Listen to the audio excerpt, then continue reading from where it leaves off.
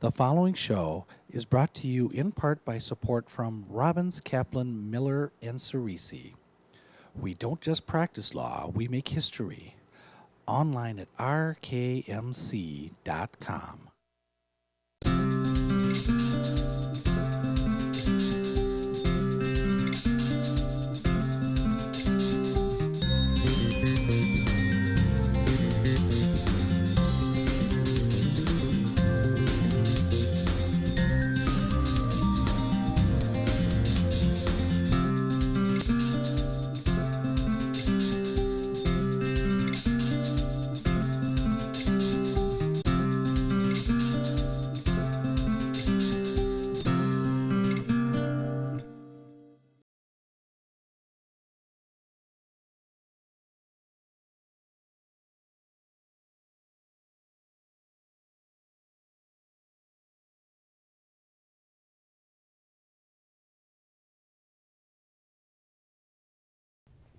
Hello and welcome. I'm talking tonight as part of our leadership series with the Minnesotan that I've wanted to meet for a long time. He's an Olympian, he's former governor, former senator, and his name is Wendell R. Anderson. Most of you know Wendell, and I'm delighted to have you. Call me Wendy. Can I call you Wendy? Yeah, only my mother called me Wendell, and that was when she was mad. Well, Wendell, then I come will here. not call you that. Your assistant Diane said, I can call you Wendy or I can call you Governor, so No, you can Wendy. you can pick. Well, we were just talking. You were the youngest governor of the 50 governors when you were elected governor back in 1970. I have to look. 1970. 70. Right. Did you feel, you were 37, Wendy, did you feel like you were kind of a young leader at that time? I felt young. I still feel young, but I had been in the legislature for 12 years, as I said. I felt very comfortable. I had known many governors, and I felt actually fairly well prepared, having served both in the House side and the Senate side, and I knew all the players, which was very, very helpful to me. He was just telling me that he is celebrating this year his 50th year in terms of getting into That's politics. correct. I ran 50 years ago Became when I was 25. or Minnesota representative Right. back in '59. I represent the east side of St. Paul, the Payne Avenue district. How did you get into politics at that time? Did you have family urging you? Did you have No. friends? No. What was I was never drafted for public office. It was my idea. And first of all, I was always interested in politics, always interested in government service. You said you majored in history. That is correct. And and then I had the military, and I came back, and I'd saved about $1,000. And as I was getting close to the end of my first year of law school, I was running out of money. Here at the U, right? That's correct. And a friend of mine, a law school colleague of mine by the name of Jack Davies, announced he's running for the Minnesota State Senate. And I thought to myself, well, if he can run for the state Senate, maybe I can run for something. And then I discovered something that was critical. The job paid $200 a month, 12 months a year for every year. Well, I mean, I could not have been a candidate if it had not been for that, but I ran, I was elected, and I loved it, and it got me through law school, the $200 a month. So you went to school and served as representative. Yes, in fact, Sure, I never dropped out of school. I wouldn't go to class, but I took the exams and finished on time. Now, how did you pass the exams not being in class? Well, I read a lot, and my grades suffered. But I wanted to graduate on time. I did not want to run for re-election, being a law student. And legislators make laws. Law students study law. So there was a correlation, a connection. But I miss my classmates, and very frankly, I miss the lectures and the contribution made by the law professors. But you were living the experience, weren't you? You went right from that term then to running for Senate in Minnesota. I was in the State House for 4 years, two two-year terms. And then in 1962, I ran for the state Senate. A state senator by the name of Harold Schultz, who was the DFL minority leader, decided not to run for re-election. He became a judge. And so there was an opening, and I ran and I was elected to the state Senate, and I served there 2 terms, 2 4-year terms. And then in 1970, after 12 years in legislature, I was a candidate for governor. Was the race, I wasn't in Minnesota at that time, was that race, did you win easily that? In 1970? In 70, your first go at it? Well, I had 4 opponents for the DFL endorsement, as I recall, and they were really terrific people. One was Nick Coleman, who was my good friend from the state Senate, and he eventually became the majority leader when I was governor. And he was unbelievably talented and fun. Dave Graven, a law school professor. George Scott, he was the Hennepin County attorney. And Russell Swant, who was a statewide leader of agriculture and head of a farm organization. So these were my opponents, and they were really, really good. And they provided me with great spring training. So you were not a shoo-in at that Oh, no. time, The endorsement was as difficult as my opponent in the November election was a fellow by the name of Doug Head, who was the incumbent Attorney General. And he and I had been in the House together. And I had a very high regard for him and still do. So no, we had a very, very tough race, and I won. But it was relatively close.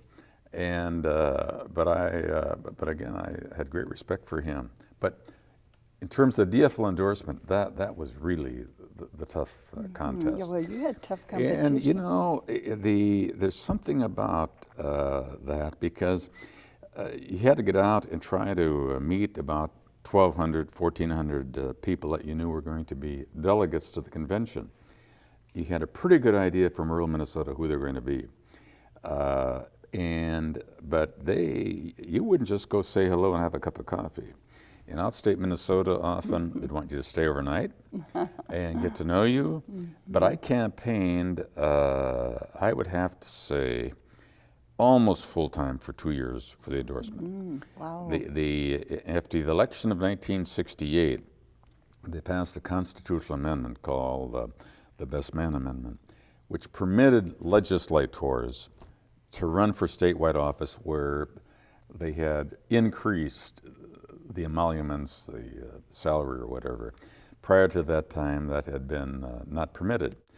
But it was, I loved it. It was, as I say, I enjoyed my competition. I enjoyed the campaign. I never really had a down moment.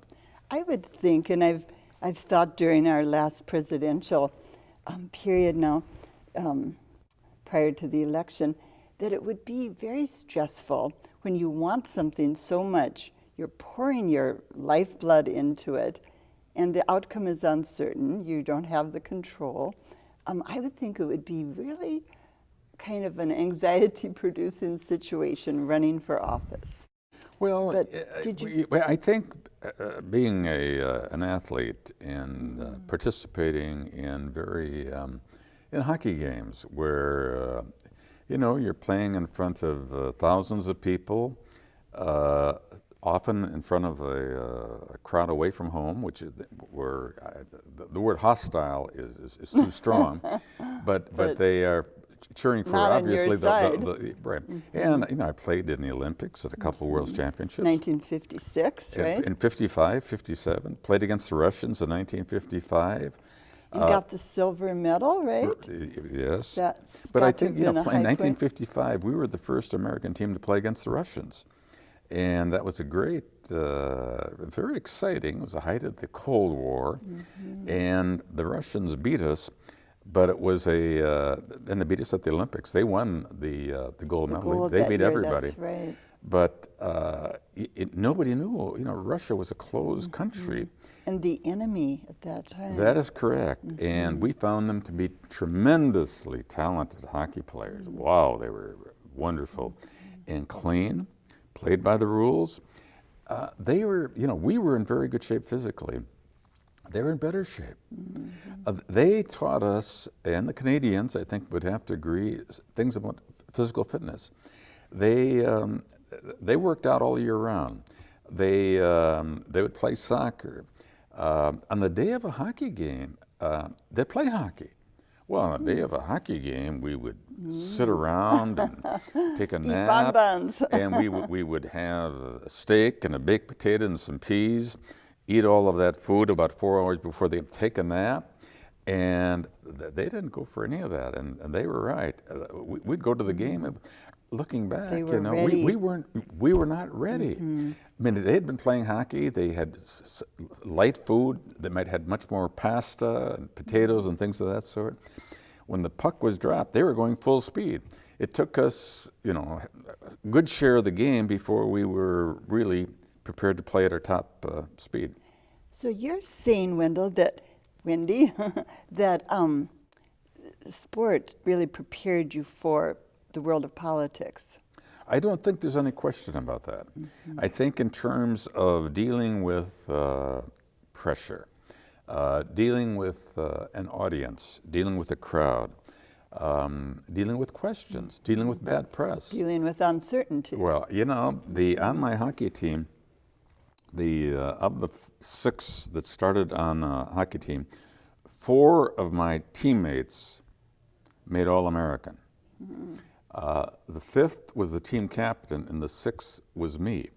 So I was accustomed to not being noticed, and Still, you were in the starting lineup, well, right? yes, but the point is, I played with a fellow by the name of Janna Ibis, best hockey player the state ever produced. I played with a guy by the name of Jim Yackel. At the university, they called him Ken Yackel, but he's a St. Paul boy. His name is Jim. And Jim is gone now, and he, played football, baseball, and hockey at the University of Minnesota. He has the record for the most yards running against Wisconsin to this day. He was All-American in hockey, and he was All-Conference in baseball, played on the national championship team. And John Mayasich, as I said, by far. He was, I think, in a class with Wayne Gretzky. They're from different generations, but I think if he had been on the ice with Wayne Gretzky on the same team or the other team, I think they would have been had great respect for one another. So your experience as an Olympian and at that level, really was transferable. I was married to Ron Dawes, the Olympian marathoner from Minneapolis, who died several years ago, but he said that too, that sport prepares one for life. What was his sport? Running. He was a marathon runner. Oh, he's a marathon runner, Right. okay. And so I understand some Yes. about the discipline that is needed to get to that level. There's no question, but I have to tell you, when I was 14, 15, 16 years of age, on a Saturday, Sunday night, I lived across the street from a public hockey rink, and I was a rink rat, and would hang out there, but I got acquainted, and they'd give me the key to the locker room in the warming house. I'd go in there. I could turn on the lights on a Friday, Saturday, or Sunday night, particularly Saturday and Sunday when they were not open. And I'd get a friend of mine by the name of Ben Boyle, who was in my high school, and we would just skate on Saturday and Sunday and shoot and play with one another. And I thought to myself, if I do this and I play more often and longer than others, and I spend more time on the ice than others, I thought that someday I'll be playing in Europe, either at the Olympics or the U.S. So you had self-confidence, didn't you? But I just thought to myself, I'm doing I this. can Others do are it. home listening to the radio or watching whatever they did in those days, and I was playing hockey. And I liked it. And and I think that I had another advantage that most people from my generation had. We had our what are called jobs. We worked. I was a laborer on construction. So you were using I was a your laborer on body. the university golf course for parts of 7 different summers. I was in good shape physically. I had good endurance, and and I think most of us did. And we didn't have hockey camps. We didn't play all year round. We had a very short season. I never played in an indoor ice arena until I was in high school. Wow, so you really started out where we live, in the neighborhood right. There's system. a movie out now called Pond Hockey, which is lovely. I started playing hockey on a pond, as did most every Olympic hockey player in the world, whether it's Canada, the United States, Europe. Pond hockey is where it starts, and then outdoor ice. The indoor ice, unless you're up in Roseau or someplace where the small community has their own indoor ice facility and you have access to it all the time, it's outdoor ice. You have to use that. And I wish we had more outdoor rinks who had artificial ice. You don't need a big auditorium and a roof, but you do need artificial ice. I would love to talk more about those days, but I want to shift because Sure. I think a lot of our viewers are curious about what you think in terms of your political leadership days. What you think was the toughest challenge you had as a leader in politics, and what qualities that you had personally as a leader, Wendy, helped you get through that tough time? Well, I think the toughest issue is when I became governor. There was a projected deficit of about $750 million, and in those days, $750 million was a lot of money. Yes. And I had a plan to do something that is not fashionable today. Property taxes in those days were almost confiscatory in many parts of the state, particularly places like Anoka County, where you had tremendous number of young people, a lot of children, small houses, but very high real estate taxes. And you only had a few areas like Golden Valley and Edina where property taxes were relatively low, but the taxes there, since you didn't have much of a public, produced enough money so that the dollars spent per student for public education was high in Edina. In places like Anoka and other poor, very, very low. And so the quality of education depended on the fortuitous presence of valuable real estate. If you happen to accidentally live in a neighborhood where you had a lot of nice homes and some industry and so forth, your local public school would probably have a lot of money being spent per student. If you lived in Anoka, if you lived in St. Paul or Minneapolis, you were shortchanged. And so the quality. what did you do to Well, I tell you what we did, and address this? We raised non-property taxes at the state level. We raised the income tax, and we raised the sales tax a penny, and we raised taxes $750 million to $1 billion back in 1970. And put about half the money into property tax relief, sent it back to the local units of government from non-property sources so they could reduce the pressure on property taxes, and the rest went to fund public education at a higher level. The state was furnishing 43% of all the money for public education from the state, non-property taxes, non-local taxes, 43%. We went from 43% to 70%.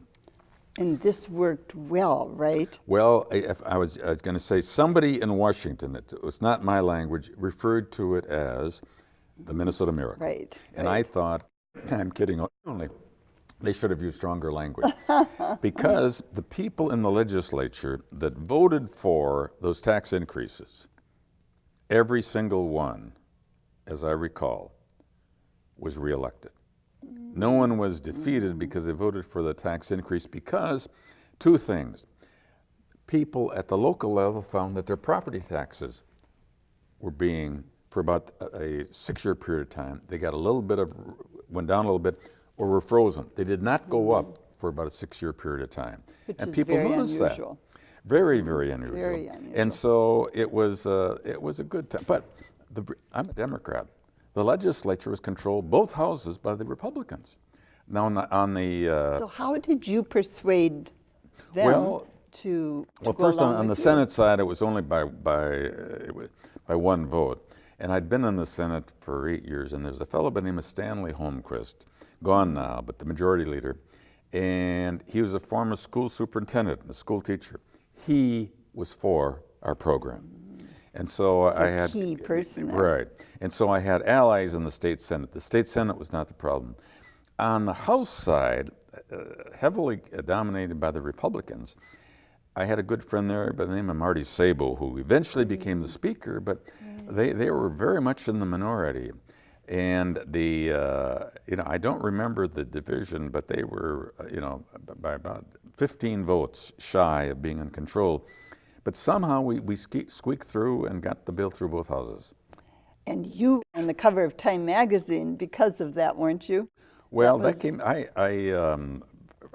That could have been part of it, but I have no idea why I ended up on the cover. I still of remember that. Time That was. magazine. We were all proud of you for that. Well, it was the article was about Minnesota, not me, and it was a wonderful article about the state of Minnesota. To this day, that was in '73. It's many years ago. To this, I never have a month that goes by where a number of people don't come up to me and say something like this. They say, Wendy, I was getting out of the military and I wanted to move to a different state. I read about Minnesota and that's why I'm here. Wow. Or I was working at such and such a company and they had an opening in Minnesota. But it was a good article for the state of Minnesota, and I was just lucky to be around at that time. So the power of the pen too, right? Yes, very question. Yes. We only have a few minutes left. Okay. I'm sure people are wanting to know what you're doing right now. You're working at your law firm. That's right. I'm a lawyer, and I work with a wonderful group of people, and I'm very fortunate. I'm healthy. I feel good. I like what I'm doing, and I feel very blessed. You were also in the news recently, and I cut the article out, pushing for the fine arts outdoor That's initiative. correct. 3/8 which passed. 3/8 of a penny on the sales tax to go into buying up properties and land to preserve our environment for the arts and so forth. And the local papers editorialized against it. I know. And I assume those editorial writers will not be going to the Guthrie. They'll not be going to concerts. If And they are, we'll look at them as scams, but right? they should have buttons. We were against I don't know why, but to the credit of the voters, they read those editorials and they voted to pass the constitutional amendment imposing a 3/8 of 1 cent tax on themselves. The voters Which means a are couple more progressive, $100, doesn't it? more progressive than the editorial writers. They should be ashamed of themselves. The amount it But adds up I keep to, my subscription. well, it's a couple $100 increase for the average family, isn't it? That's right. I think it's about. Isn't it like $5-6 a month or something like that? I don't remember. Is that it? Maybe. Yeah, I then don't that remember. would be But lower. it was modest. But you throw it all in there, and it's very significant. And the fact is, I'm old. Who does it help? It helps the grandchildren. It helps the children. It's for the future. It's not for us. And I wish the editorial writers had thought about their children rather than whatever it is they're thinking about. Well, it must have been, very gratifying to see the people come Yes. through and But you know something support that it. kind of troubles me? They read an editorial about a constitutional amendment that Arnie Carlson and I are for. They never talked to me. Wouldn't you think they'd call? Why does this old politician stick his neck out for something like that? They don't even ask. don't they have what is called intellectual curiosity? That's interesting. Well, And I read their newspaper. do you think Arnie was called? Have you talked to him about it? No, So he wasn't It- either? it- We have about 2 minutes left. Before this show started, you and I were having fun talking about presidents that you knew. And just tell the audience, tell Well- me again, your favorite president was It was Harry Truman. Truman. I tell you a story about Harry Truman that I know. Got to do it in 1 minute. He's going through Hastings, Minnesota. He looks over there and he sees a big pile of blacktop in inventory in Hastings. You know what he said? When there's that much blacktop asphalt in inventory, I know somebody has their hand in the till. He's a former county commissioner.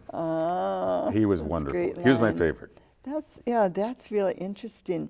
And you said Hubert Humphrey was Oh, yes. another leader Right. that you... And I knew Was very, he very kind well. of a mentor to you, Wendell? No question about it, a role model. I bet. And my favorite public person was Winston Churchill. I thought he was the number one person of the 20th century. Yes, he is truly great. Well, on that note, we need to say goodbye, but thank you so much for coming down. Well, thank you. It's been very enjoyable, and I wish we had more time. But Well, I like attention, Thanks. so I appreciate the invitation. well, you deserve it. Thanks for being with me. Thank you. Thank you for being with us. We'll see you next week. Until then, have a good week.